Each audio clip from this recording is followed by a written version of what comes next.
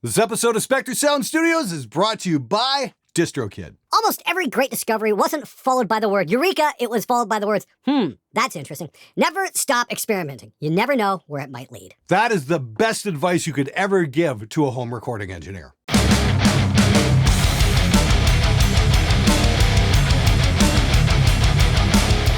Hey everybody, how's it going? It's Friday. That means it's time for SMG Viewers Comments, the show that's about you, not me. I just want to make a little note here before we jump into it. We are on episode number 350. Wow, that's just mind-blowing by any stretch of the imagination. We started this way back in 2014, I think, and here we are 8 years later, still going strong, and it doesn't seem to be slowing down anytime soon. And for that, I thank you guys. I'm ever so grateful for that. Anyway, we're going to have a word from our sponsor, Distrokid, in a few minutes. Anyway, let's get to the comments and questions right now. Hey Glenn, curious what setup you would be least disappointed with? A badly built cab with a great speaker or a crappy speaker in a well-made cab? Crappy speaker in a well-made cab? You mean like every Marshall cab in the 80s that came with those T75s? Yeah, I definitely take the crappy cab with a great speaker. In fact, when we did the 3-cabinet wood shootout, we had the particle board cab and we loaded it with an EVH and it sounded pretty good. It just had one really nasty resonance. You can notch that shit out and it's gonna sound great. Watch the video where I revealed what cab was what, and it'll kind of detail it a bit more, but you can get a very good sound out of that. Whereas if you've got a very well-made cabinet with some crappy speakers, it's just not going to sound very good. The sleeper hit, as far as guitar cabinets are concerned, are those old Behringer cabs, which you can get for next to nothing. They're very solidly built, but they came with shitty Jensens. Drop some good speakers in there, and bam, you've got something amazing.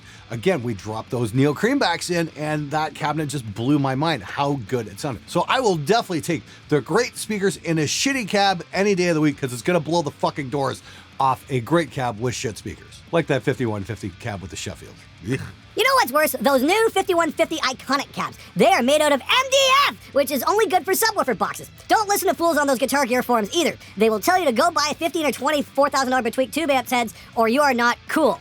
This is a two-parter. I actually asked Cybermantis, okay, could you care to elaborate there? What's the problem with those new 5150 iconic cabs? If it's MDF, is that affecting the tone? And this was his reply. Definitely tone. MDF sucks the life out of your tone. Sound is dead, which is why it is great for subwoofer boxes. There's a reason guitar cabs were built out of Baltic birch plywood. It has more pleasing mid and upper range. It is also very strong. MDF is not as durable. I saw videos of musicians and audiophile experts talking about this stuff. They also did sound demonstrations. It was a pretty big difference in tone. Have you tried one of those new iconic 4x12 cabs? My guess is you will hate it. It actually makes the iconic head sound like crap. Play the iconic head through a Marshall, Mesa, or Engel cab and it will sound so much better. Well, clearly you haven't been paying attention, dude, because we literally had 3 cabinets built exactly the same way. We did plywood, we did MDF, and we did particle board. The particle board had a nasty resonance to it, but there was absolutely nothing wrong with the MDF cabs. It was very close between the two. I'm guessing your so-called experts that did the tone demonstrations used cabinets made from different dimensions using completely different speakers, even if they were the same brand, because you are going to get variances in sound from speaker to speaker. In my test, we took the same speaker, pulled it out of one cab, and dropped it into the other. The differences were minimal. You definitely could not pick them out in a mix. That's for sure. One-on-one,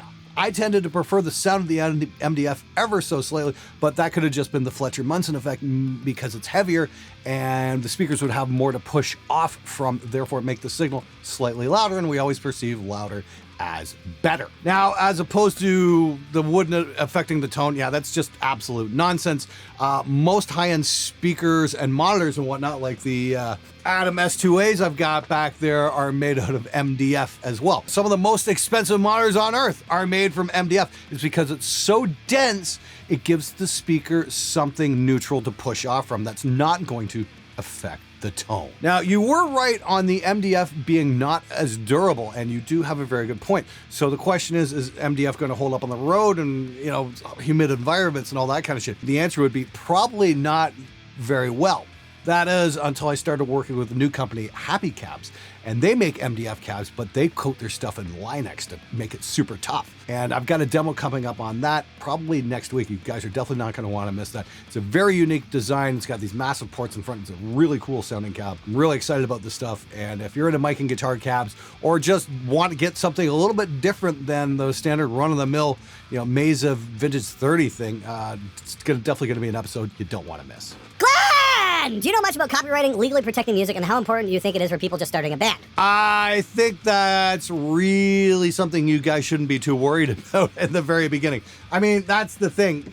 I see so many bands worried about this crap, and it's just, they get so caught up in stories where, you know, somebody had something mega successful and then there's claims on ownership and all this kind of stuff. It's just fucking drama you don't need to worry about. I mean, in Canada anyway, the minute you create something, it's automatically copyrighted. I don't know how it works in the States. That's how it works in Canada. And like if you were to say put it up on YouTube or something like that, there you have a public record of your creation, or put it on Spotify or Bandcamp or whatever. You have a public record of its creation when it's uploaded, and nobody's going to be able to dispute that. So copyrighting that shit should be pretty fucking simple as far as if you got into some kind of legal dispute. I've also seen a lot of bands do a lot of drama over the years where one guy leaves and says, well, you can't use my songs anymore. And if you use it, I'm going to sue you. And you know what? In my entire history of recording bands, not fucking once, has that ever panned out, because nobody is going to spend money on a fucking lawsuit that isn't going to make them any money. You used my song. Well, nobody's buying your song, so nobody gives a fuck. It's not fucking worth it in the long run. So yeah, my suggestion would be worry about writing better songs. Take singing lessons, that kind of shit. Put your efforts towards that rather than the copyright nonsense, because you're just creating a lot of drama for yourself that you don't need to be worried about. I love the part of the interview between Nolly Gitgood and Christian Cola where Nolly's like, let's be honest, you would ever really record an album where you didn't use a V30 of some form. To where Cola just says, I just did that last week with some band and it sounded great. Paraphrasing. Just the surprise on Nolly's face was kind of funny. No hate to Nolly, super smart and likable guy, but he seems to work within a certain sound. I'm just going to put this out here. I've been talking with Nolly. Hopefully we're going to get him on the show. If that's something you guys would like to see, leave a comment below, because I'd love to have him on as a guest so we can talk about speakers and miking and all that kind of shit. I think he's a really cool dude. I think he's very knowledgeable, very intelligent. And, you know, he definitely does have a certain sound. And I realize that the minute you stop trying to compete with that sound and start going after your own thing, people will compliment your guitar tone a whole lot more. I mean, like, this is the thing. The whole Vintage 30 thing is great, and he's definitely the master of it.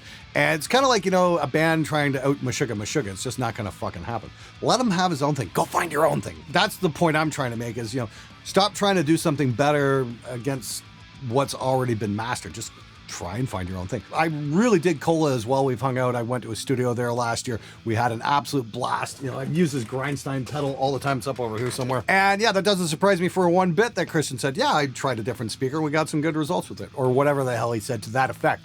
That makes perfect sense to me. And in my opinion, I think metal engineers need to start pushing boundaries a little bit more rather than going back to the same old.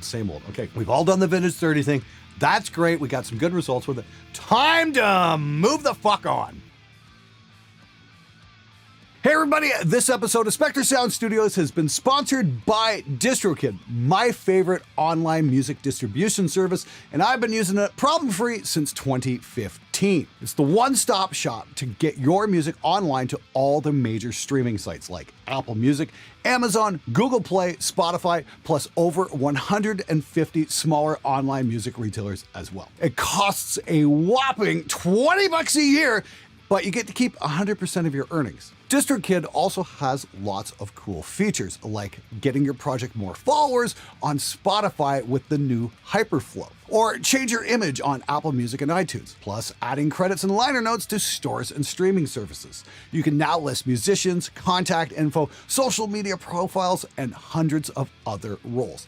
There's also the synced lyrics feature, so you can have the lyrics play along to your Instagram and Apple Music posts. And this is especially great if your singer loves to cup the mic and nobody can understand him. What's more, the new splits function works great for those long distance collaborations that everybody is doing these days. Splits allows you to pay your collaborators automatically by percentage, so you can concentrate on making music instead of learning how to be an accountant. You can change the splits, plus add or remove collaborators at any time, and collaborators get a 50% discount on their Distrokid account. Now, for all you drummers out there, that's only $10.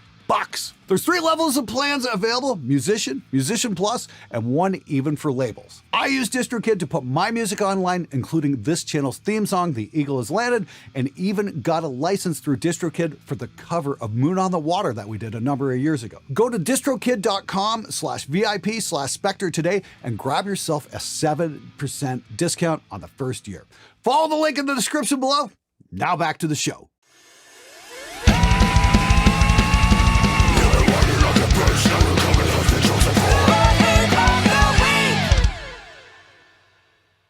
wood doesn't matter. Lol, you have to stop saying that. Bozo statement. Your silly experiment has you convinced, but nobody else is buying your BS. Yeah, you know what? Don't take my word for it. That's absolutely fine. You don't like the way I conduct my experiments? Great. My evidence speaks for itself. But if that's still not good enough for you, I'd highly recommend checking out Jim Lill's video where he built a Telecaster without a body, and it sounded exactly the same as the Telecaster he had with a wood body. It's a really cool video. Last I checked, he had over 700,000 people who watched that video. So yeah, if nobody was convinced by my video, yeah, they might be convinced by Jim Lill's video. My opinion, stop worrying about the fucking wood and worry more about your pickups and your speakers, because that's what's going to change your fucking guitar sound. Bozo statement? No, the evidence says otherwise.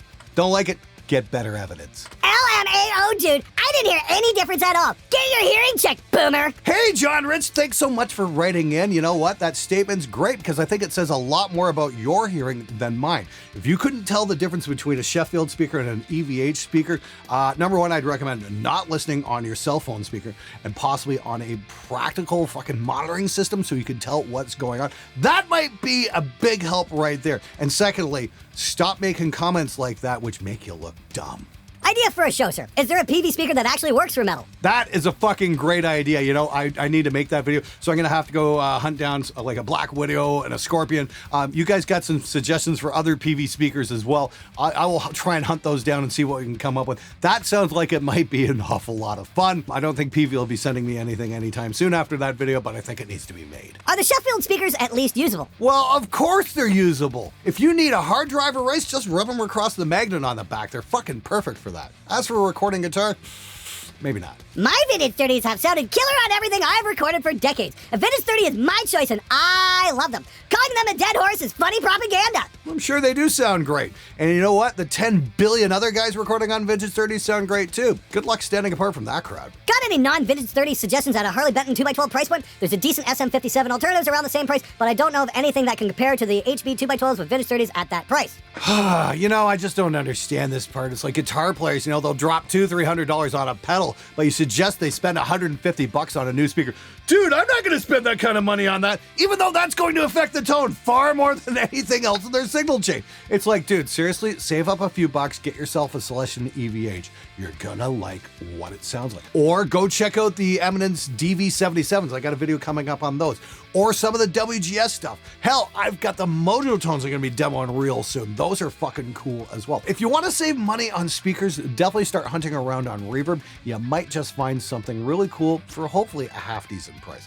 Good luck to you, dude, but seriously, it's worth saving up a few bucks to try a different speaker of quality. Remember, Glenn isn't the only sound engineer, and it's all preferred sound. Don't go off what Glenn said. Everyone's ears are different. Yes, there are shit speakers, don't get me wrong. That was in response to my shorts video I put out on the Hesu Demon, which is something I'm going to do a full demo on in a few weeks. I'm looking forward to that as well. I got way too many cabinets out in the other room right now, and I'm really running out of space. It's like, I don't want to sell anything, no. But dude, I'm not sure exactly what the whole point of that statement was. It's like, don't listen to me, but listen to me. I don't know, dude. Try and have a point in mind before you type something. It just helps the show go along a whole lot faster. Thanks for writing in, though. All right, guys, just a little fair warning. This next one's a bit of a doozy. I'm going to try and read this off the best I can. It's pretty long, but I think it's a good point worth bringing up. Help! My band paid £700 for 2 days at an analog studio and basically got only demo at the end of it. Admittedly, our drummer arrived high as fuck and took half the day to actually play through a whole song. But once he was done, we were ready to record guitars and vocals. The engineer, you pretty much had to argue to do another take.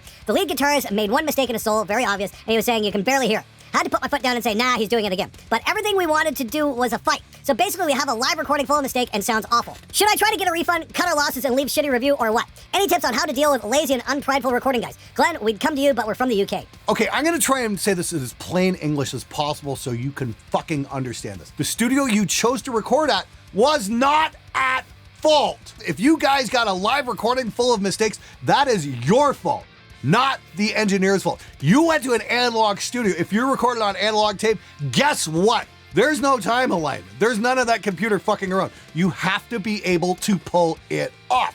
You want to record it out in an analog studio? Step up your game. Start playing like a fucking professional instead of a bunch of fucking amateurs who show up to the studio high and can't get through a single fucking take. You don't want to know why that engineer didn't want to retake stuff? Because your drummer wasted his fucking time coming in baked. I would have wanted to throw your asses out as well. You're gonna give the guy a bad fucking review? The only thing that's gonna do is reflect badly on you guys. You want professional results? Try playing as professionals. That's a hell of a tone. I don't even like playing with heavy distortion and I want to give it a shot. Glad those chops were amazing. Your playing is drastically improved. What's your secret? Well, the tone was great. You know, the pickups in that guitar are great, but it's the selection EVHs into that custom 2x12 we had made that was made out of MDF. Tone on that was fucking great. Thank you so much for the compliment. As for, you know, the improvement in the guitar playing, lots and lots and lots and lots of practice. That's really what comes down to it. Just having a guitar around my couch. If I'm sitting there watching a movie, I'll just do finger exercises based on a couple of suggestions Warren Hewitt gave me back in the summer of 2020. And I've just been working on those, working on getting my fingers to work independently from each other. And it really helps. And it's all about, you know, the tightened grip on the pick as well, which allows me to pick much harder and gives me a much tighter sound. But mainly, it's practice. I got my 5150 half stack back in 95 and love it dearly. With that said, I have the bottom stack, not slant. I was told that the top had more mids and the bottom had more bottom end. I had no idea if it was true or not, but being a metal kid, I went for the bottom. Is there any difference? Does the geometry change the tone at all? Love your channel. Cheers. Yes, Johnny. Actually, the geometry on a cabinet does affect the tone. What happens when you have a front baffle that's parallel to the rear of the cabinet is you'll get standing waves on certain frequencies, and that will accentuate and cut certain frequencies. You'll get buildup and you'll get peaks, you'll get valleys in certain parts of the frequency spectrum. So they can have an interesting effect. They can be cool. They can be not so cool. Honestly, I think that's one of the reasons one of those really cheap Behringer cabinets sounds so good is because the whole front baffle is tilted. So you don't get that standing wave buildup. Now with a traditional 2x12 that has a slant, usually the bottom half is parallel and then the top half has the tilt. Another modern cabinet with the front baffle tilted is the Rev cabinets, and those things sound fucking phenomenal. Once again, because there's no standing wave buildup. So yes,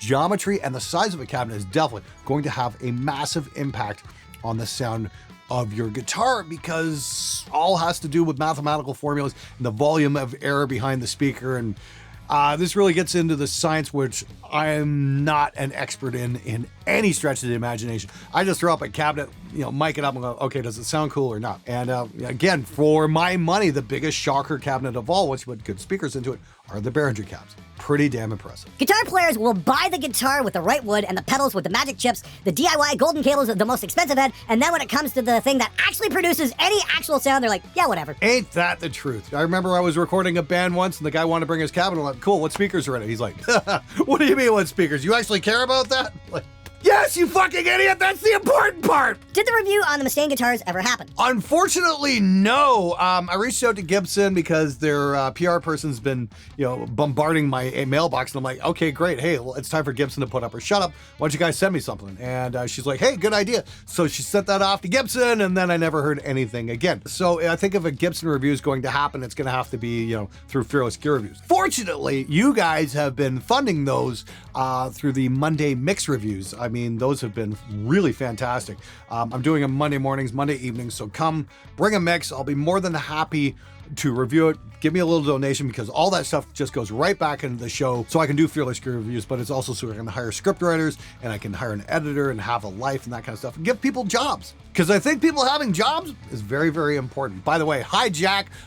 Jack Neal, the guy who's editing this video right now, does an amazing job. And just want to say, dude, keep up the great work. Love what you're doing, man. Another thing is, Monday Mix Reviews is going to allow me to buy a new fucking chair. Oh, and forgive me, this next one goes a little off topic, but it's very important we address this. Totally unmetal question. Has your sleep apnea been less intense as you've lost weight? I find that if I drop even 10 pounds, I seem to sleep a little better. Unfortunately, I'm one of those who could never adapt to the CPAP machine, gave it up after a year of trying. On the plus side, I can put on an OPEF and fall asleep immediately. Yeah, I know what you mean about putting on certain music and falling asleep. I remember I went to go see Terry Bozzio play at Sweetwater there a couple of years ago. I fell right asleep during his drum solo. It was fucking classic. First time I've ever done that. Hey, great job, Terry. But as for the sleep apnea thing, it's like, even when I was a lot thinner, like in my early 20s, I still had sleep apnea. It's a thing for me. I was snored when I was a little kid even, and I was not overweight. In college, I was down to about 178 pounds. I'm like 260, 270 right now. So that's considerably lighter, and I still had sleep apnea. So for me, I think I'm a lifer with the CPAP machine. That's fine for me. I actually fall asleep a lot faster wearing one, and just throw that on and boom, I'm out like a light, and I sleep fucking great with one of those. Yeah, that's the thing for me. It's not so much do I sleep better. It's if I don't wear one, I snore so loud, it usually wakes my wife up and she's on a completely different floor, and I much prefer to have a happy household. Anyway, that's it for this episode. Thanks so much for coming back week after week. As always, keep those comments and questions coming. We're going to have a lot of cool stuff coming up over the next couple weeks. Again, we're going to be taking a look at the Hesu Demon cab. We're going to be taking a look at the Happy cabs from LA. We're going to be taking a look at some Mojo Tone speakers. That's going to be really cool. And of course, I just talked to Joshua Stam, and we're going to be looking at some new tube gear from those guys as well. Should be very, very cool. But as always, if you have a comment or a question about recording, mixing, any of that stuff, I'll be more than happy to answer. Just leave it below, and if it's cool, I'll try and get it on the show. Thanks again. I'll see you guys next week. And until then, get out there and make some metal, you amazing motherfuckers.